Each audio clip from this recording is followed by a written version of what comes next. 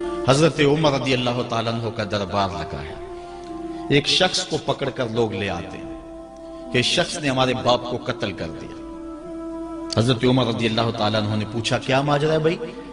اس نے کہا جی واقعی میں ان کے باپ کا قاتل ہوں، لیکن میں نے قصداً قتل نہیں کیا۔ ہوا یہ کہ میں ایک مسافر ہوں، جا رہا تھا، راستے کے اندر سبز چراگاہ تھی، میرا اونٹ بھوکا تھا، اس چراگاہ میں داخل ہو گیا۔ اس کے بوڑھے باپ نے پتھر اٹھایا اور میرے اونٹ کو مارا، اس کی آنکھ نکل گئی۔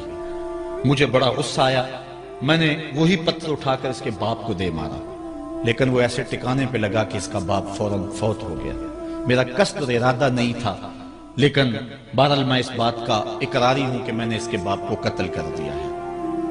آپ جو حکم سنائیں میں اس کو قبول کروں گا، لیکن میں ایک مہلت مانگتا ہوں کہ میرے دوست، میرے بھائی کی کوئی رقم میرے ذمہ ہے، میرے پاس اس نے امانت رکھی ہوئی ہے، اور وہ مجھے پتا ہے کہ میں نے کہاں چھپا کے رکھی ہوئی۔ اگر آپ فیصلہ کر دیتے اور میری گردن کاٹ دی جاتی ہے تو وہ امانت جو میں نے رکھی ہوئی ہے سنبھال کر کے، میرے علاوہ کوئی جانتا بھی نہیں ہے، تو وہ اس تک کون پہنچائے گا؟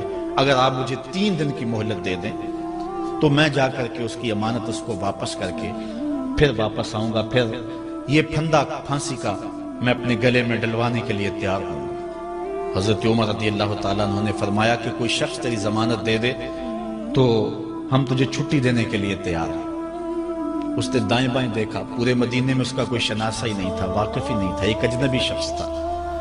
حضرت ابو ذر غفاری کھڑے ہو گئے، کہا حضرت عمر میں اس کی ضمانت دیتا ہوں۔ ضمانت دے دی گئی، وہ چلا گیا۔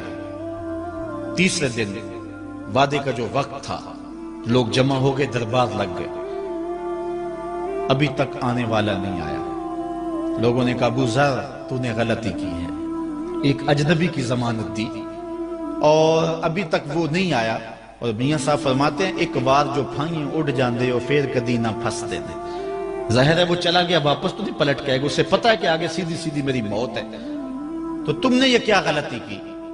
خیر آپ نے فرمایا کہ اگر وہ نہ آیا تو یہ پھانسی کا پھندا میرے گلے میں ڈال دینا، لیکن بہرحال میں نے اس کی ضمانت دی۔ کچھ عرصہ بیتا کہ دور سے گرد و غبار اڑتا ہوا دکھائی دیا۔ جب صورت واضح ہوئی تو وہی شخص تھا۔